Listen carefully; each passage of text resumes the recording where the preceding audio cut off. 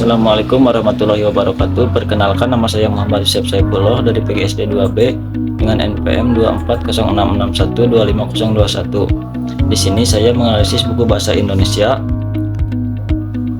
Buku yang dianalisis adalah buku kelas 4 berjudul Lihat Sekitar, Fase B Kurikulum Merdeka. Penulis buku Eva Yulia Nukman dan Cicila Erni Setiawati. Bab yang saya analisis adalah bab 3, bab 4, dan bab 6. Yang analisis pertama terdapat pada bab 3 halaman 54-56, yang fokus kajiannya berfokus pada peserta didik menyimak cerita dengan lafal, intonasi, dan jeda yang tepat agar isi cerita dapat dipahami dengan baik.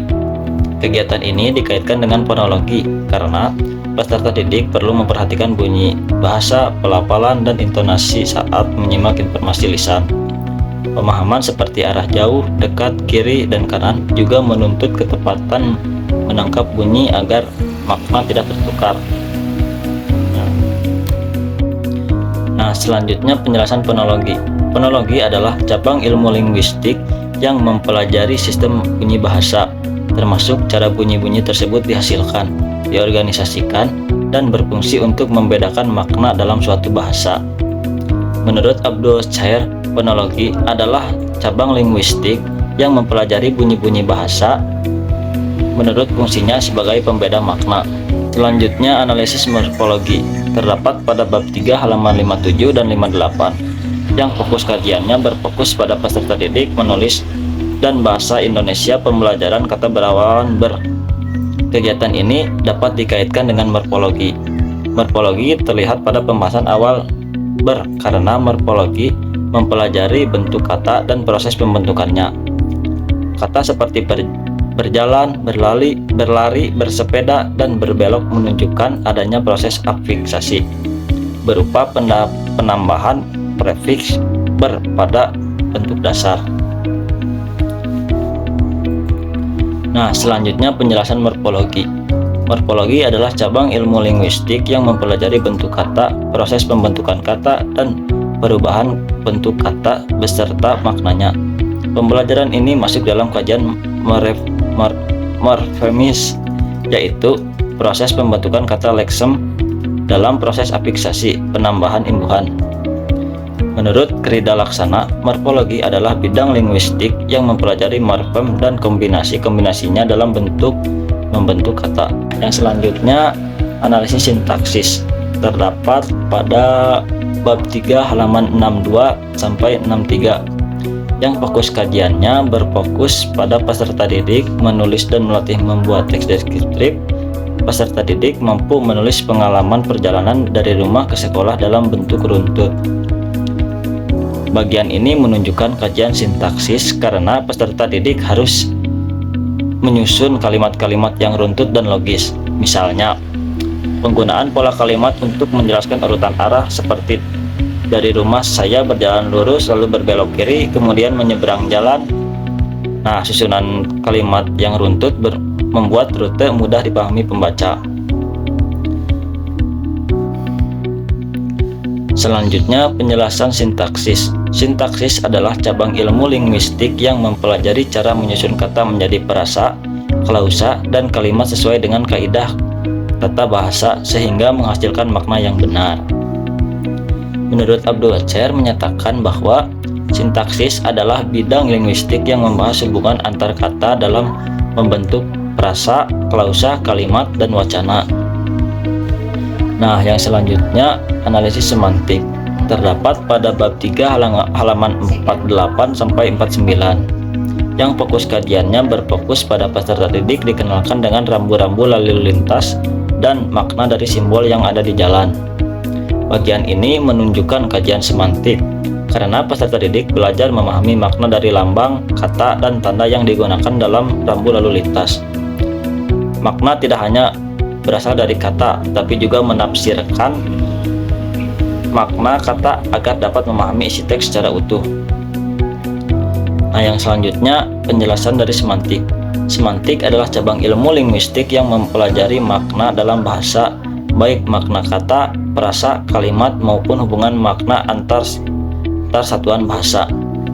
Menurut Abdul Chair, Semantik adalah cabang linguistik yang mempelajari makna atau arti terkandung dalam bahasa sebagai alat komunikasi. Nah, analisis selanjutnya tata wacana terdapat pada bab 3 halaman 65 yang berfokus pada peserta didik menulis hasil atau tanggapan terhadap bacaan yang telah dipelajari. Bab 3 ini. Nah, bagian ini juga menunjukkan kajian wacana karena jurnal membaca merupakan bentuk penyampaian gagasan secara utuh dan terstruktur. Berdasarkan pengalaman membaca, peserta didik belajar menghubungkan isi bacaan dengan pemahaman pribadi dalam satu kalimat tulisan. Penjelasan tata wacana. Tata wacana adalah cabang linguistik yang mempelajari penggunaan bahasa dalam satuan yang lebih besar daripada kalimat, baik dalam bentuk lisan maupun tulisan. Tata wacana mengkaji bagian kalimat-kalimat saling berhubungan sehingga membentuk sebuah wacana yang utuh, padu, kohesif, dan memiliki makna yang jelas, koheren. Nah, yang selanjutnya penjelasan sosiolinguistik terdapat pada bab 4 halaman 71 yang fokus kajiannya berfokus teks. Dikenal karena membahas desa-desa di Indonesia yang terkenal karena tarian khas daerahnya. Kegiatan ini juga dikaitkan dengan dimensi berkebinekaan global dan mengenal serta menghargai budaya, dipelajari pada bab 3 ini. Dari sudut sosiolinguistik, teks ini menunjukkan hubungan bahasa dengan budaya masyarakat. Bahasa dipakai untuk mengenalkan identitas budaya suatu daerah melalui tarian, nama tempat, dan kebiasaan masyarakatnya. Dengan demikian, peserta didik belajar bahwa bahasa tidak berdiri sendiri, tetapi berkaitan dengan kehidupan sosial dan budaya penuturnya. Yang selanjutnya penjelasan dari sosiolinguistik itu sendiri.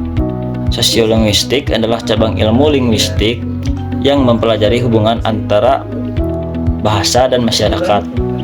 Sosiolinguistik mengkaji bagaimana faktor-faktor sosial seperti usia, jenis kelamin, tingkat pendidikan, pekerjaan, budaya, dan situasi komunikasi mempengaruhi penggunaan.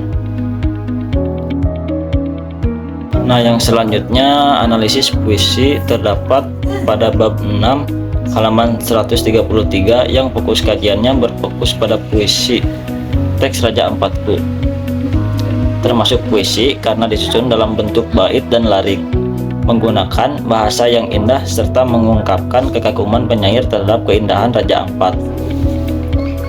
Dari sudut puisi, unsur puisi tampak pada penggunaan diksi puitis seperti laksana untayan mutiara di lautan dan menyapa hangat kehadiran para penyelam yang memperkuat gambaran keindahan alam.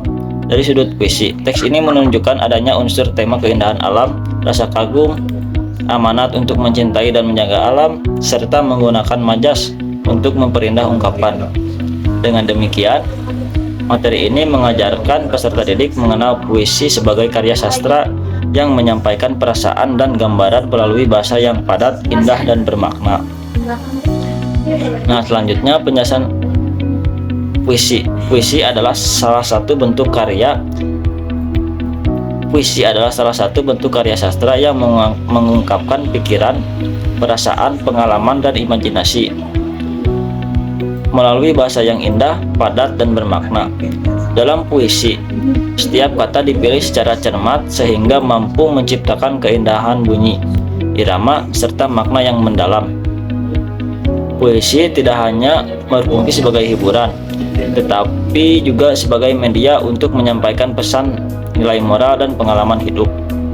Nah, yang selanjutnya prosa terdapat pada bab 6 halaman 136 sampai 138 yang fokus kajiannya berfokus pada prosa teks bertualang di Sabana Sumba, termasuk prosa karena disajikan dalam bentuk paragraf dan menceritakan pengalaman tokoh saat berkunjung ke Sabana Sumba.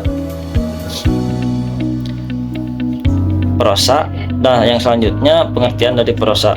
Prosa adalah bentuk karya sastra yang ditulis dalam bahasa biasa, tidak terikat oleh aturan rima, irama, atau jumlah baris seperti puisi. Prosa digunakan untuk menyampaikan cerita, gagasan, atau informasi secara bebas dan runtut.